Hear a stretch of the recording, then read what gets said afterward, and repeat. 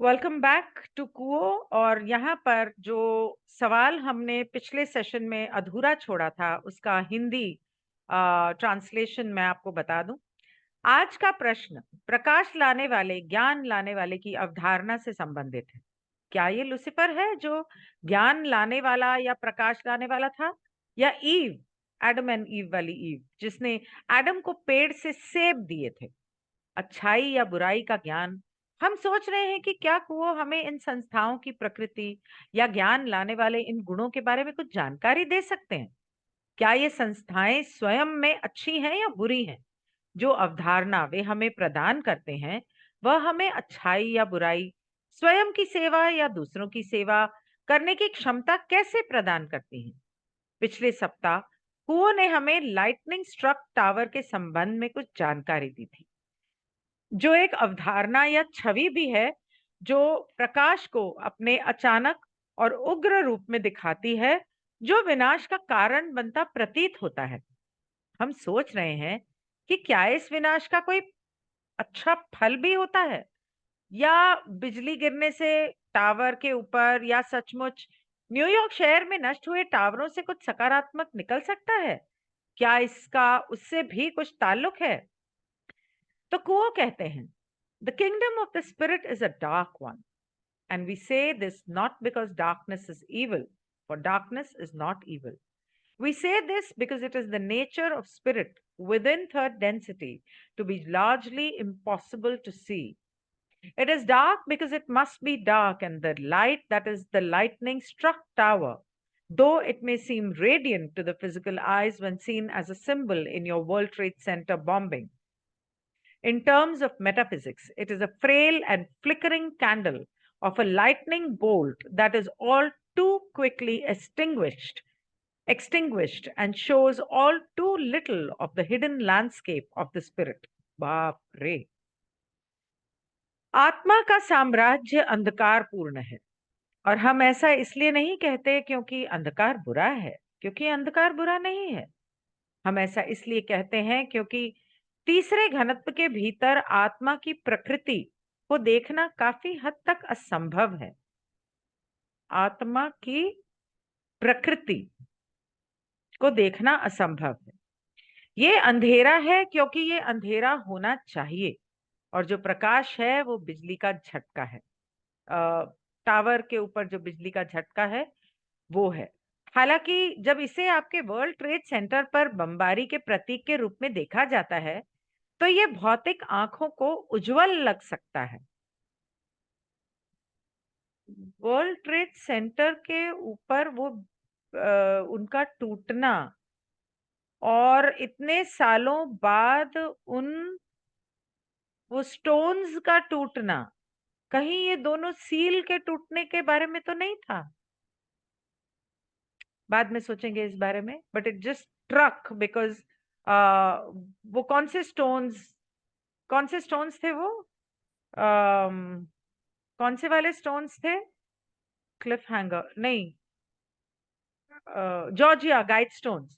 तो Georgia guide stones के ऊपर भी इसी तरह लाइटनिंग स्ट्रक्स कुछ ना कुछ टूटा था।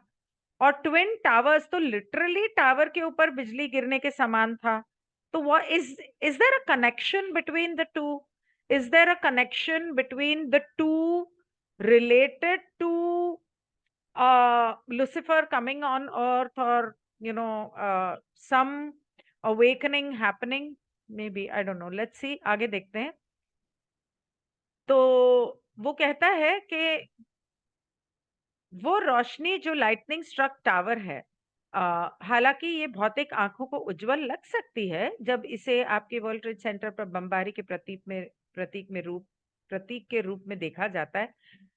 तत्व मीमांसा के संदर्भ में, मेटाफिजिक्स के संदर्भ में, ये एक कमजोर और टिमटिमाती हुई बिजली की बोल्ट की मोमबत्ती है जो जल्दी बुझ जाती है और छिपे हुए परिदृश्य को बहुत कम दिखाती है। जो असलियत है, जो छुपी हुई है, वो कम दिखाती है आपकी आत्मा के लेवल पे। आप में से प्रत्येक अवतारी समय व्यतीत करेगा जो आपके पास इस संपत्ति में अंधेरे में झांकने के लिए सबसे कम रोशनी का उपयोग करते हुए कभी-कभी उस बिजली को प्राप्त करने, उस अनुभूति के बोल्ट को प्राप्त करने के लिए होगा जो बोलता है। वह उस तारे के रूप में है जो मार्गदर्शन करता है, जो उस क्षण को लाता है, क्षण में स्पष्टता लाता है और आध्यात्मिक सत्य जो बहुत धन्य है। एक minute, I didn't understand this. Each of you will spend the incarnational time that you have in this state of peering into darkness, using seemingly the dimmest of lights, occasionally receiving that lightning, that bolt of epiphany that speaks, that is as the star that guides, that brings that moment of clarity and spiritual truth that is so blessed. तो आप लोग यहाँ पर जन्म लेकर आए हैं, अपनी इस जिंदगी में आप अपना समय वो बिताएंगे अंधकार में रोशनी को ढूंढते हुए, उस छोटी टिमटिमाती रोशनी को पकड़ने की कोशिश करेंगे या उसे समझने की कोशिश करेंगे। कभी-कभी आपको झटका लगेगा इस तरह से बिजली का, जहाँ पर बहुत सारी एकदम से रोशनी होगी, आपको कुछ समझ में आएगा। वो इस तरह से है जैसे कोई तारा आपको रास्ता दिखा रहा हो, जो आपको सच्चाई दिखा रहा हो, सफाई दे रहा हो और आपको आध्यात्मिक सत्य से अवगत करा रहा हो। Thusly, the matrix of the spirit is called in the tarot system the devil simply because the spirit seems in its form to be antithetical to the body. It seems that there is a tremendous sacrifice involved in moving from things of the body to things of the spirit. और इसी वजह से जो matrix of the spirit है, माया जाल, आत्मा का माया जाल, जो आर्किटाइप्स, टैरो कार्ड्स के आर्किटाइप्स जो बनाए गए थे, उसमें जो 15वां कार्ड है डेविल, शैतान जिसका नाम रखा गया है, उसका नाम इसलिए रखा गया है क्योंकि जो आत्मा है उसे ऐसा लगता है, हिंदी में पढ़ती हूँ, मैं समझा नहीं पाऊंगी। इस प्रकार टैरो प्रणाली में आत्मा के मैट्रिक्स को शैतान कहा जाता है क्योंकि आत्मा अपने रूप में शरीर के विपरीत प्रतीत होती है। ऐसा लगता है कि शरीर की चीजों से आत्मा की चीजों की ओर बढ़ने में एक जबरदस्त बलिदान शामिल है। ऐसा लगता है जैसे किसी को जीवन छोड़ देना चाहिए एक तरह से, जब कोई आत्मा का जीवन चुनता है, क्योंकि दुनिया का जीवन अब उपयुक्त नहीं है, अब लागू नहीं होता। It's as if someone must give up the life in a way when one chooses the life of the spirit, because the life of the world no longer fits, no longer applies. ये मुझे याद आता है जब law of one का group शुरू हुआ था, और अब भी जब कोई लॉ ऑफ वन नए सिरे से कुछ नए मेंबर्स ज्वाइन होते हैं और उन्होंने नए सिरे से, मतलब पहली बार लॉ ऑफ वन सुनना और पढ़ना शुरू किया है और वो अपनी इस आध्यात्मिक रास्ते पर निकलते हैं, तो वो कहते हैं अब इस दुनिया में मन नहीं लगता, अब लोगों से मिलने का मन नहीं करता, अब पार्टी करने का मन नहीं करता, रिश्ते जीने का मन नहीं करता, अब तो लगता है कि बस ये लोग सब मुझे अकेला छोड़ दें।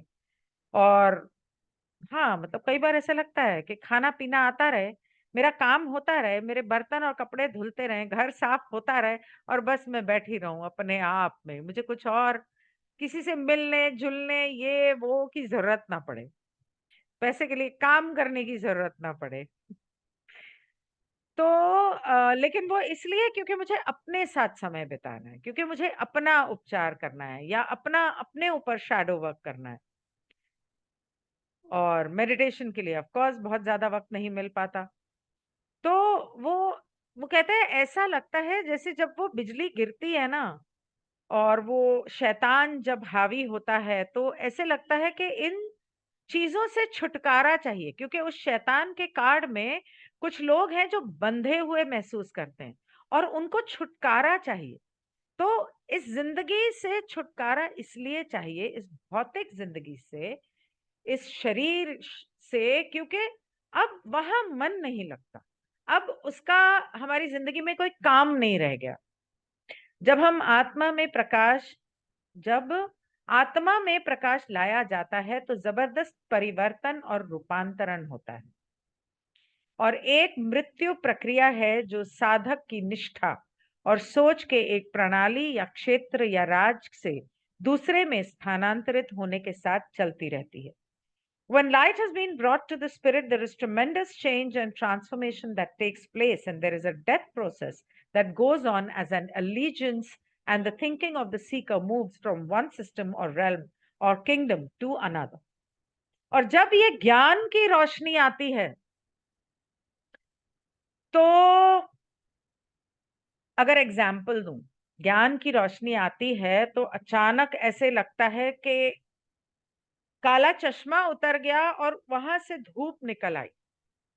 तो अचानक वो जब आंखों को लगती है धूप, तब इंसान का एक तरह से पुनर्जन्म होता है, एक दिमाग में, आत्मा में, मन में, और वो एक दुनिया से निकल के दूसरी दुनिया में पहुंच जाता है. एग्जाम्पल देती हूँ.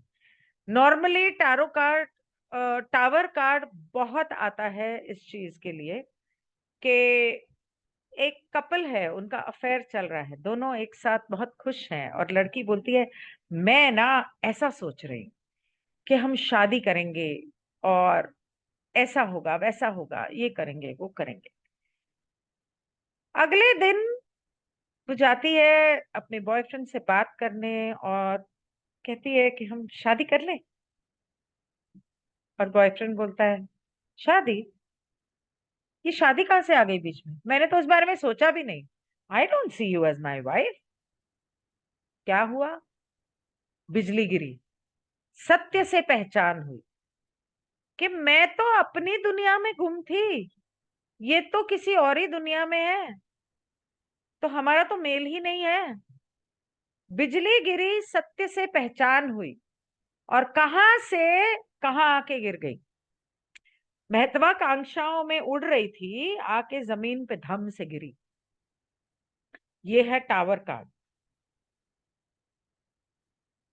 और इससे पहले डेविल कार्ड में वो अपने आप के साथ, उस इंसान के साथ एक बंधन में थी, प्रेम के बंधन में. बिजली गिरते ही टक करके वो बंधन टूट गया. अब ये उसके ऊपर है, वो तोड़े या लटकती रहे अधर में. Is this an evil matrix? Is there something evil about the spirit that has brought the energy of Lucifer and Satan into identification with it?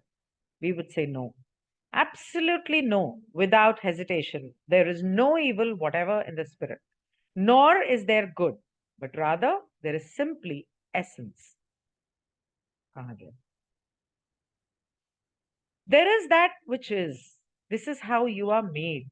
This is the way your vibrations are structured within the energy pattern or the energy field of your being. This is the way the creator is articulated at this point in the creator's progress. And what you are looking at is, as this group has mentioned several times during the conversation, somewhat abstract and hard to get hold of because it is not the familiar. It is not the everyday, but rather it is what is moving below the surface of self in a very deep proportions of the self that help to shape the options that are available to each of you within the incarnation. Mm, one sec. क्या ये एक दुष्ट matrix है? क्या उस आत्मा में कुछ बुराई है जिसने लुसिफर और शैतान की ऊर्जा को अपनी पहचान में ला दिया? मतलब के उन्हें एक पहचान दी है, गलत काम करके अंधेरे की तरफ जाकर उन दोनों को अपनी जिंदगी में, अपने दिल में जगह दी है, एक पहचान दी है. हम कहेंगे नहीं, बिल्कुल बिना किसी हिचकिचाहट के, आत्मा में कोई बुराई नहीं है, न ही कोई अच्छाई है, लेकिन बल्कि बस सार है, बस है. वहां वह है जो है, ये ऐसा है. तुम्हें इसी तरह बनाया गया है. जैसे हम कहते हैं ना, मैं हूं, मैं जो मर्जी हूं, मैं हूं, आई एम, वो भी है. इस तरह से आपके कंपन ऊर्जा पैटर्न या आपके अस्तित्व के ऊर्जा क्षेत्र के भीतर संरचित होते हैं। सृष्टिकर्ता ऐसा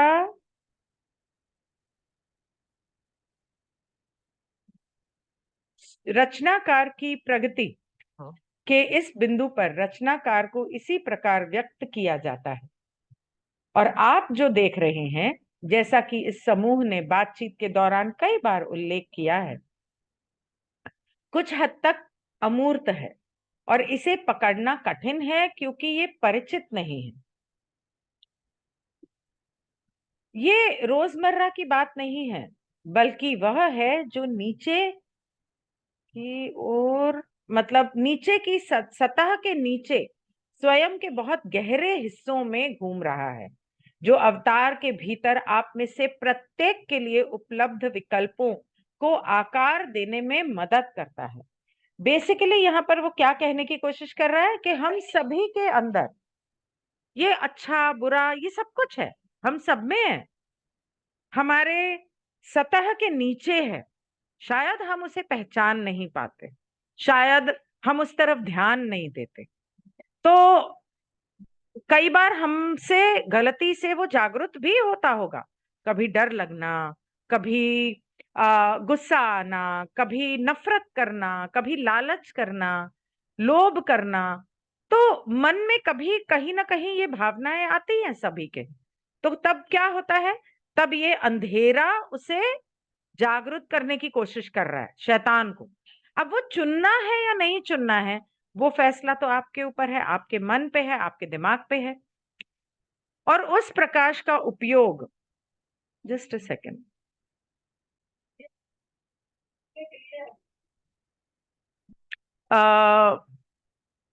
the more you can see into these relationships of matrix and potentiator of spirit, the more hardy you may be in terms of being able to withstand and to be able to use the light which there is because it is so precious and so rare.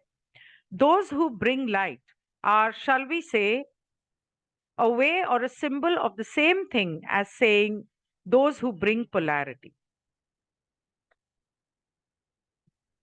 अच्छा, okay.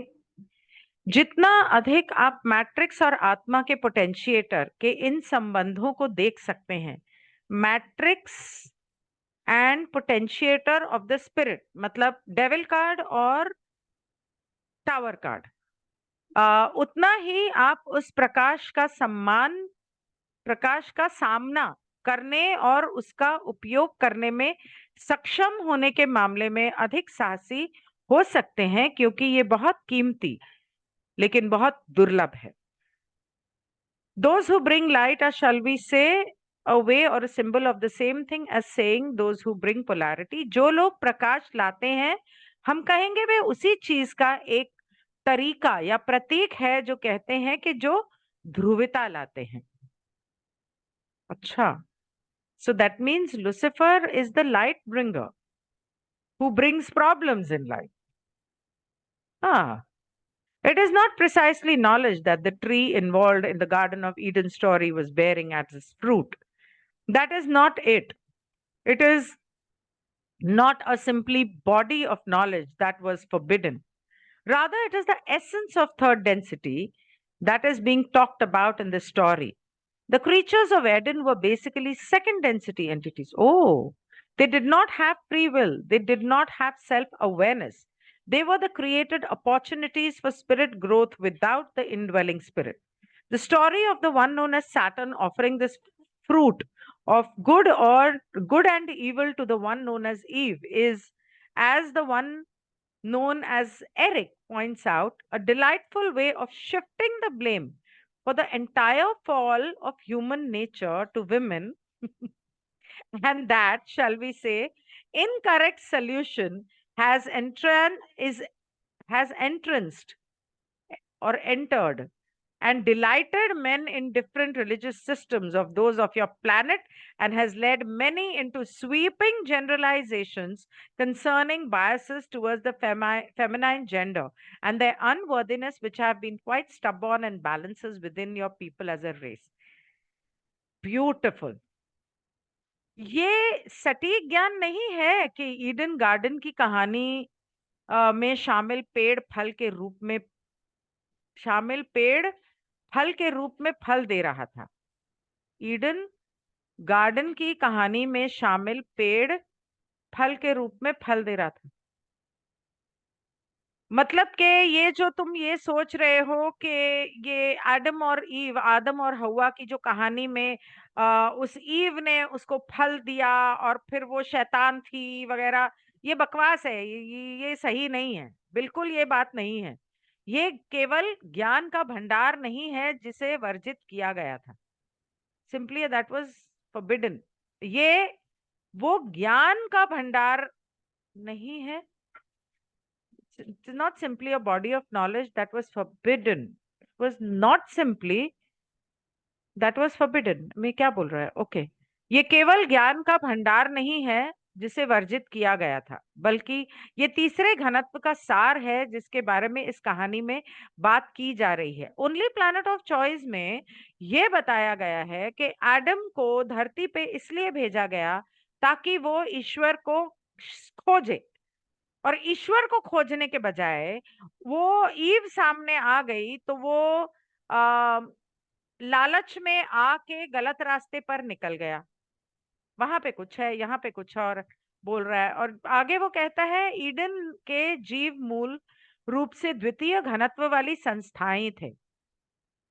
मतलब Eden जो थे वो दूसरी घनत्व वाले, मतलब जानवर थे या पेड़ थे। उनके पास स्वेच्छा नहीं थी, ना उनके पास चेतना थी या अम, आत्म जागरूकता नहीं थी उनके पास। उनके पास वे वास करने वाली आत्मा के बिना आत्मा के विकास के लिए बनाए गए अवसर थे। शैतान के रूप में जाने वाले व्यक्ति द्वारा ईव नामक व्यक्ति को अच्छे और बुरे के इस फल की पेशकश की कहानी, जैसा कि एरिक के रूप में जाना जाता है, जैसे एरिक ने बताया है, एरिक के रूप में नहीं जाना चाहता है, जैसा कि एरिक ने बताया है, वहां पे ग्रुप में कोई एरिक होगा। मानव संभाव के संपूर्ण पतन के लिए महिलाओं पर दोष मढ़ने का एक आनंददायक तरीका है। मतलब उन लोगों को कुछ काम धंधा नहीं था, उन्होंने सोचा कि चलो सारा दोष औरतों पे डाल दो, ये औरत ही सारी मुसीबत की जड़ है, औरत ने ही ऐसा किया, हवा ने और ईव ने उसको फल दिया, उसको फंसाया। गलत है ये। क्या हम उनको अपनी कमजोरी तो नजर नहीं आती थी? किसी पे तो दोष डालना था अपनी कमजोरी का, तो औरत पे डाल दिया, कितना आसान है। और तब से लेके अब तक तुम्हारे कितने सारे धर्मों में और तुम्हारी कितनी सारी सभ्यताओं में सब इस चीज का फायदा उठा रहे हैं। हम क्या कहेंगे, गलत समाधान ने आपके ग्रह के कई अलग अलग धार्मिक प्रणालियों में पुरुषों को मंत्र मुग्ध और प्रसन्न किया, और कई लोगों को स्त्री लिंग के प्रति पूर्वाग्रह और उनकी अयोग्यता के बारे में व्यापक सामान्यकरण के लिए प्रेरित किया, जो आपके लोगों के भीतर संतुलन में काफी जिद्दी रहे हैं एक सभ्यता के हिसाब से। सही कहा, बिल्कुल सही कहा इसने। उनको तो मौका मिल गया औरतों की बुराई करने का, औरतों पे लांछन लगाने का, औरत ही हर बला की जड़ है और ये किसी काबिल नहीं है। लेकिन औरतें भी बड़ी जिद्दी हैं, वो भी अपना संतुलन लेकर आ ही गई और उन्होंने बना ही लिया संतुलन और बना रही हैं। आगे वो कहते हैं each of you we find within this circle is fully aware that this is not a correct solution. It is neither a masculine or a feminine quality, good and evil, but rather each of these genders is opportunities to learn certain lessons, and the souls that inhabit these bodies of gender are both sexes and neither sex. In other words, simply souls. मतलब हम पाते हैं कि इस दायरे में आप में से हर कोई पूरी तरह से जानता है कि ये सही समाधान नहीं है औरतों के ऊपर दोष दे देना हर बात के लिए। ये न तो मर्दाना न स्त्री गुण है, अच्छाई या बुराई। जब लोगों को बोलते हैं ना कि ये शरीर का राइट हिस्सा मैस्कुलिन है, और लेफ्ट हिस्सा फेमिनिन है, और ये पॉजिटिव है ये नेगेटिव है, तो तुरंत लोग बोलते हैं अच्छा तो फेमिनिन सारे नेगेटिव होते हैं। अच्छा, कितनी जल्दी एक मौका चाहिए औरतों के ऊपर उंगली उठाने के लिए, उनको नीचा गिराने के लिए। ये न तो मर्दाना न स्त्री गुण है, अच्छा ना बुरा, बल्कि इसमें से प्रत्येक लिंग कुछ सबक सीखने का अवसर है। और लिंग के इन शरीरों में रहने वाली आत्माएं दोनों लिंग भी हैं और नहीं भी हैं। दूसरे शब्दों में ये सिर्फ आत्माएं हैं। जरूरी नहीं है कि इस जन्म में जो औरत बन के पैदा हुई है अगले जन्म में आदमी होगी, और इस जन्म में जो आदमी बन के पैदा हुआ है वो अगले जन्म में औरत होगा। मतलब ऐसा भी हो सकता है। और कहा जाता है कि अगर आप किसी एक जन्म में किसी धर्म से या लिंग से नफरत करते हो या अन्याय करते हो, अगले जन्म में आपको उसी धर्म के घर में और उसी लिंग के साथ पैदा होना पड़ता है। कर लो नफरत। लेकिन but the reason, the logic behind the woman giving to the man this fruit of the tree of good or evil, this polarity, this third density essence, is simply that in the system of archetypes, the matrix of the mind is the unfed spirit, the unfed seeker, and the potentiator of the mind is a deeply feminine character, the high priestess, which represents, shall we say, the fructifying influence of the subconscious, so that the unfed mind is reaching into the subconscious for its knowledge, for its truth, for its beginning of experience. लेकिन कारण महिला द्वारा पुरुष को अच्छे और बुरे के पेड़ का यह फल देना, यह ध्रुवता, यह तृतीय घनत्व सार देने के पीछे का तर्क बस इतना है कि आदर्श प्रणाली में मन का मैट्रिक्स अतृप्त है, आत्मा है। Matrix of the mind is, matrix of the mind कौन सा है? मैजिशियन। हायरोफेंट। हाँ, magician. Matrix of the mind. हाँ, matrix of the mind is magician, जो मेल मैट्रिक्स, एनर्जी अच्छा में वो है। पोटेंशिएटर है। ओके, हाँ, matrix of the mind is magician. अतृप्त आत्मा है, अतृप्त साधक और मन की प्रबलता एक अत्यंत स्त्रैण चरित्र है, औरत है, उच्च पुजारिन, मतलब जो हाई प्रीस्टेस, जो प्रतिनिधित्व करती है, हम कहेंगे, अवचेतन के फलदायी प्रभाव, ताकि अतृप्त मन अपने ज्ञान के लिए, अपने सत्य के लिए अवचेतन में पहुंच रहा है, इसके अनुभव की शुरुआत के लिए। Wow, that is deep. This is the only reason for this attribution of so-called evil to the feminine character. So basically he said कि एडम एंड ईव की कहानी को इसलिए बनाया गया कि मैट्रिक्स ऑफ द माइंड में मैजिशियन जो है वो अतृप्त है, जिससे उसके मन को जो शक्ति मिलती है वो मिलती है हाई प्रीस्टेस से, इन्फ्लुएंस मिलता है, राइट? वो high priestess deeply feminine character है और मैजिशियन मैस्कुलाइन कैरेक्टर है, और इस वजह से उन्होंने एडम एंड ईव की कहानी गढ़ी। Okay, this is the only reason for this attribution of so-called evil to the feminine character. It is well, when looking at stories such as the Adam and Eve story, to look at them in symbolic terms, in general terms, in terms that would suggest and would provoke contemplation of deeper issues. The darkness of the spirit is like unto the darkness, the apparent darkness of the starry heavens. As you gaze from the side of your planet out into your outer space, that thick velvet of infinite space is as you are in your spiritual aspect, an undiscovered country of hills and valleys unknown. And every place is sacred, every place is full of information, and every place looks to be that which it is not. Let me do it till here. Uh, uh, स्त्री चरित्र पर तथाकथित बुराई का आरोप लगाने का यही एकमात्र कारण है। एडम एंड ईव स्टोरी जैसी कहानियों को देखते समय उन्हें प्रतीकात्मक शब्दों में, सामान्य शब्दों में, ऐसे संदर्भों में देखना अच्छा होगा जो सुझाव देंगे और गहरे मुद्दों पर चिंतन को प्रेरित करेंगे। आत्मा का अंधकार तारों से भरे आकाश के अंधकार, स्पष्ट अंधकार के समान है। जैसे ही आप अपने ग्रह के किनारे से अपने बाहरी अंतरिक्ष में देखते हैं, अनंत अंतरिक्ष की वह मोटी मखमल आपके आध्यात्मिक पहलू की तरह होती है। पहाड़ियों और अज्ञात घाटियों का एक अनदेखा देश, और हर जगह पवित्र है, हर जगह जानकारी से भरपूर है, और हर जगह वैसे ही दिखती है जैसी वो नहीं है। There is thick darkness and great depth of unknowingness to the spirit within third density. The veil of forgetting is very deep, and the life giving light, when it falls, yet does it not always disclose the truth? And so there is a great peering into what light there is to see beyond the falsity of the complex and the intricate patterns of spirit. तीसरे घनत्व के भीतर आत्मा के प्रति घना अंधकार और अज्ञानता की महान गहराई है।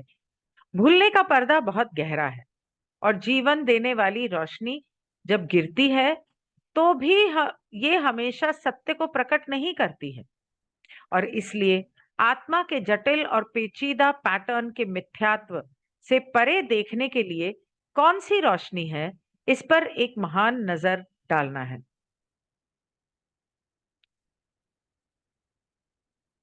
महान नजर डालने की जरूरत है। यहां तक कि जब even when the veil of forgetting is lifted, even when you ascend into densities which are full of light, yet still that spirit is stubbornly unknown. The layers of misinformation and false patterning will fall away as the densities roll. And we find this still to be true with ourselves. We find we still peel away another layer and another layer of that deception of spirit, which is part and parcel of the situation which we all enjoy as part of the Creator. It is not that the Creator intends to deceive. It is not that the light means to be false. It is that there is so much of untold riches to the infinite Creator that it is not all articulated. There is much still for the Creator to know about itself, and yet that seeking is a slow, slow process. For all that the Creator finds out about itself, it finds out from you, each of you, each of us, each of all those entities that live and move and have their being within the creation of the Father. We find great beauty in this pattern. We do not understand it completely. As each of you works within your own spiritual journey, we ask simply that you do not fear the light bringer who brings seeming destruction, for there must be that taken down as a preparation for that which is builded anew. There needs to be the removal of false concepts before the building of a fresh and vital concept. So basically उसने उसको वो tower card की रोशनी जो है वो बताया है। यहां तक कि जब भूलने का पर्दा हट जाता है, यहां तक कि जब आप प्रकाश से भरे घनत्वों में चढ़ जाते हैं, तब भी वह आत्मा हठ पूर्वक अज्ञात होती है, और गलत जानकारी और गलत पैटर्न की परतें घनत्व के ल, एक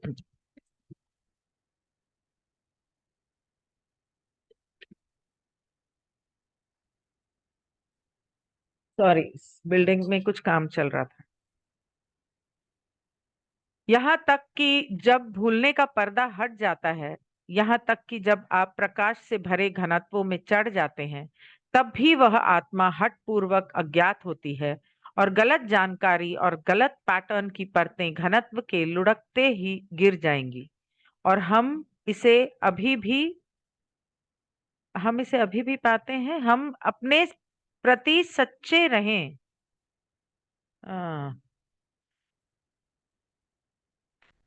आई हेट डिस्ट्रैक्शंस। जब भूलने का पर्दा हटता है, जब आप इस घनत्वता से आगे की घनत्वताओं में रोशनी से भरे हुए जाते हो, और आपकी आत्मा जो है वो अब भी बहुत सारी चीजों से अनजान है और उसके ऊपर अब भी काफी मिस इन्फॉर्मेशन, मतलब गलत ज्ञान की परतें चढ़ी हुई हैं। वो परतें धीरे धीरे हटने लगेंगी और आप अपनी आयामों में आगे बढ़ते जाओगे और अपने आप से एक सच्चे तरीके से सच्चाई से जीवन जियोगे। अम, खुद से एक तरह से सच्चे तरीके से रहोगे। हम पाते हैं कि हम अभी भी आत्मा के उस धोखे की एक और परत को हटा रहे हैं, जो उस स्थिति का अभिन्न अंग है जिसका हम सभी निर्माता के हिस्से के रूप में आनंद लेते हैं। ऐसा नहीं है कि सृष्टिकर्ता का इरादा धोखा देने का है। ऐसा नहीं है कि प्रकाश का मतलब झूठ है। बात यह है कि अनंत सृष्टिकर्ता के पास इतनी अधिक अकथनीय संपदा है कि वह सब व्यक्त नहीं किया जा सकता है। सृष्टिकर्ता के लिए अभी भी अपने बारे में जानने के लिए बहुत कुछ है, और फिर भी वह तलाश एक धीमी धीमी प्रक्रिया है। सृष्टिकर्ता अपने बारे में जो कुछ भी खोजता है, वह आपसे, आप में से प्रत्येक से, हम में से प्रत्येक से, उन सभी संस्थाओं से पता लगाता है जो पिता की रचना के भीतर जीवित है, जीवित, गतिशील और अपना अस्तित्व रखती हैं। हमें इस पैटर्न में बहुत सुंदरता दिखती है। हम इसे पूरी तरह से समझ नहीं पाते हैं। जैसा कि आप में से प्रत्येक अपनी आध्यात्मिक यात्रा पर काम करता है, हम बस इतना चाहते हैं कि आप प्रकाश लाने वाले से न डरें, जो प्रत्यक्ष विनाश लाता है। क्योंकि जो कुछ नए सिरे से बनाया जा रहा है, उसकी तैयारी के लिए उसे हटाया जाना जरूरी है। एक नई और महत्वपूर्ण अवधारणा के निर्माण से पहले झूठी अवधारणाओं को हटाने की जरूरत है। Uh, I'm just thinking, I mean, it just puts a question in my mind. Shiva is called the destructor. Shiva has the lightning bolt in his hand too. He has the Damru, he has the Trishul. Uh, do you think he could be the Lucifer? Uh, Personification of Lucifer. Do you think, uh, yeah, you can unmute yourself if you want. It's okay. Do you think that he could be the personification? I don't know. After listening to this, after reading this, uh, then in that case, Lucifer doesn't seem like a devil. He seems like a person having his own mind who is here to probably wake you up. But I'm not saying that he's God. Maybe he's a light bringer. So, rightly said, maybe, yeah, he is. Anybody has any comments or questions? Hello? Hello? So Adam और Eve की story basically हमारे magician और high priestess की story है। हाँ, magician is the unconscious mind who reaches out to the high priestess, right? और high priestess उसको वो फ्रूट दे रही है, बेसिकली वो नॉलेज दे रही है। तो वो आर्केटाइप की स्टोरी है बेसिकली। और हाँ, Eden garden is our third density. yeah, that's what he said. Yes. So interesting. या सोचा ही वेरी नहीं ना, इंटरेस्टिंग। कभी उस हिसाब से सोचा ही नहीं। ठीक है।